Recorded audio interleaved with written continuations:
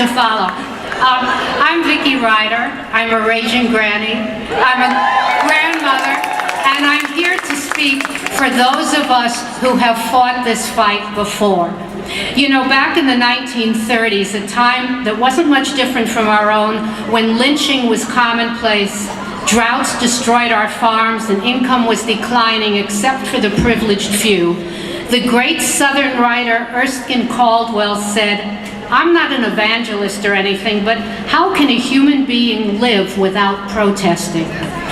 I think recent events in Ferguson and Baltimore have shown us that protest is a natural consequence of oppression. And unless we protest, the forces that try to keep us complacent and quiet, try to keep a raging granny quiet, right? But the forces that try to keep us quiet, those are the forces that Martin Luther King identified as racism, militarism, and capitalism, will bury us alive.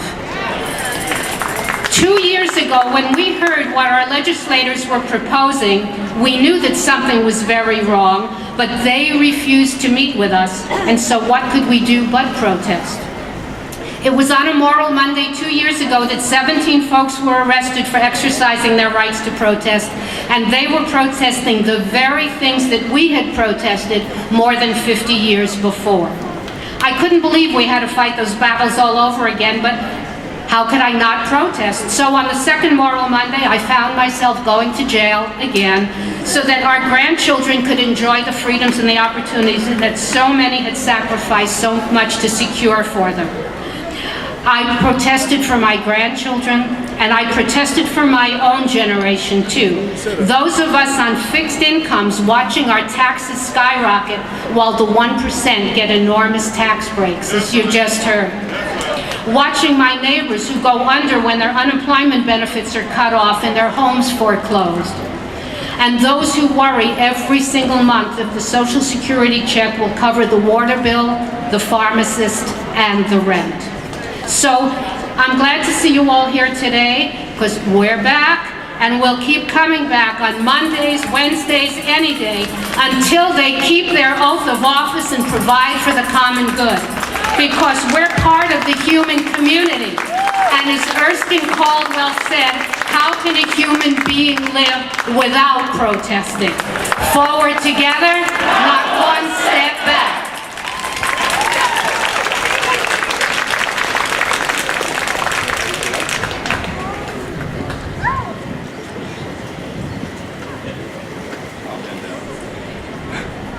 My name is Douglas Ryder.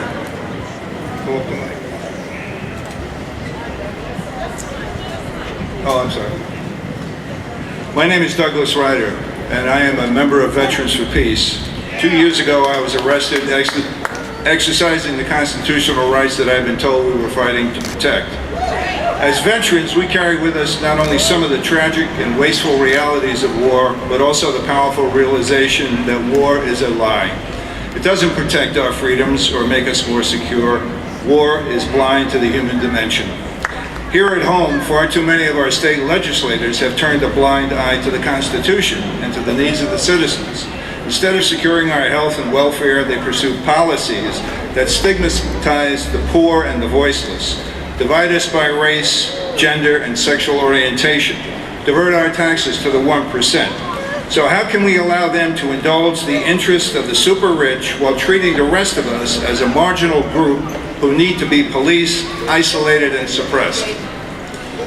As Veterans for Peace, we call for an alternative, an effective social safety net, a jobs program, an economy based on meaningful productivity, not one of destruction, a strong infrastructure and healthy schools, an inclusive society that recognizes the beautiful diversity and the rights of all people, a culture that honors the earth and doesn't destroy our environment for economic gain.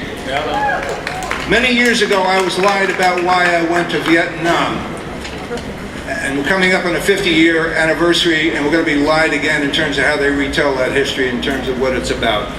And I've had enough lies, so I'm here to tell you I don't want to hear any more about the state legislators, how they lie to the people.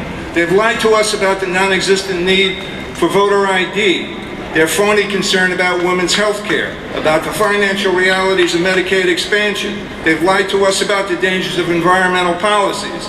It's time for some honesty here. Veterans for Peace calls for an honest search for fair and just political solutions, both here and abroad. There are better, more effective, more humane ways to move forward, and we've got to demand that those ways be found. Forward together, not one step back.